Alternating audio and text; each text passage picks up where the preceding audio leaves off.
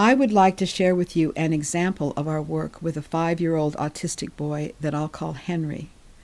Jungians assume the existence of the soul or the self with the capital S. When we work with children, therefore, we assume that they are mature souls living in this case, a 5-year-old's body. We also assume that he's trying to express and heal himself. In this first tray, which we call the presenting tray, we see that he has chosen typical figures for his age, but none is standing up, a world akimbo. I look at quadrants of the tray, assigning each one of Jung's typology.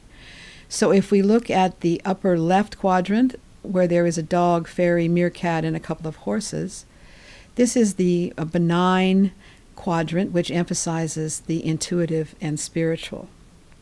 Looking at the lower left, however, we have a rather ferocious dog which guards the house, a symbol, Jung said, which represents the self.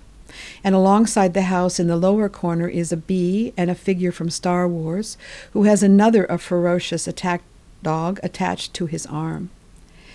This is the quadrant that rules relationships and values.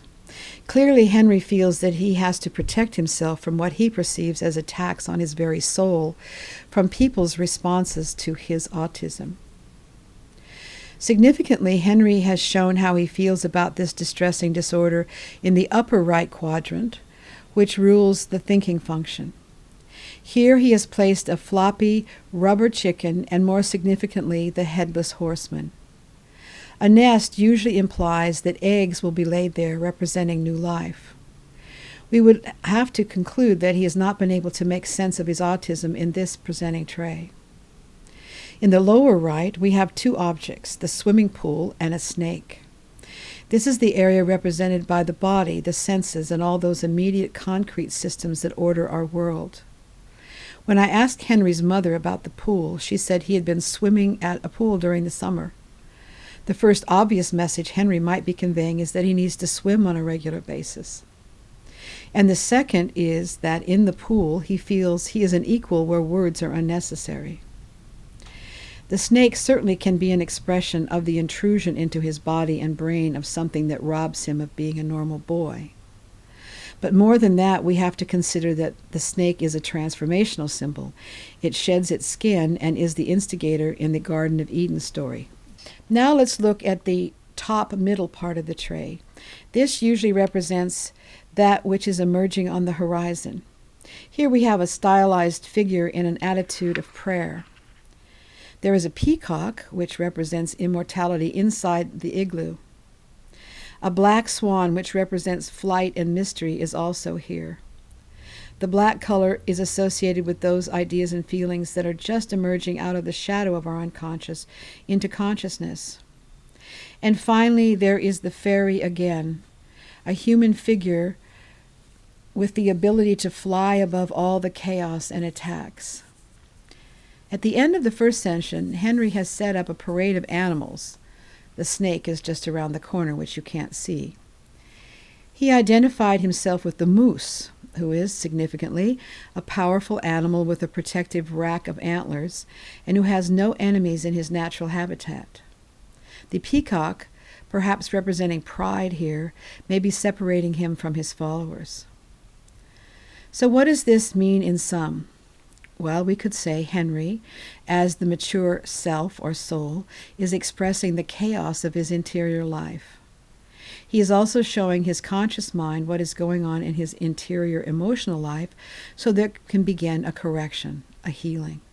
Here we see Henry in the sand tray room, obviously enjoying himself as he begins his second tray.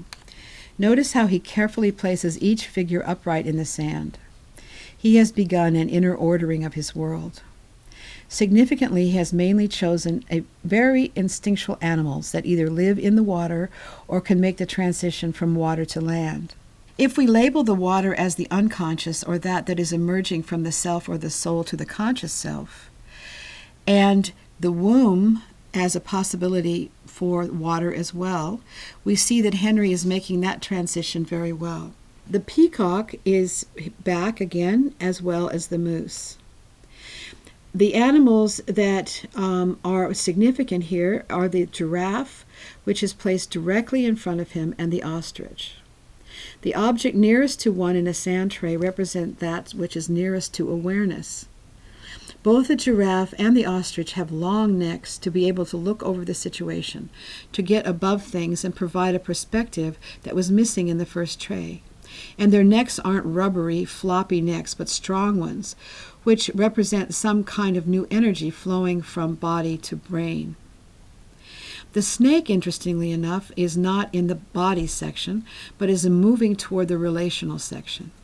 Near the end of the session, Henry picks out his favorite objects and works with them in the relational section of the tray.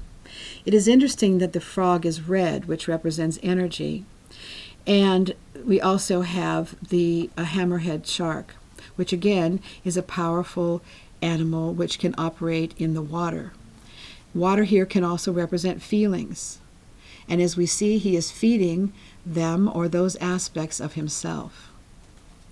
And now to the duck. As you can see, he spends a lot of time and attention on bearing of the duck and making sure the duck can breathe.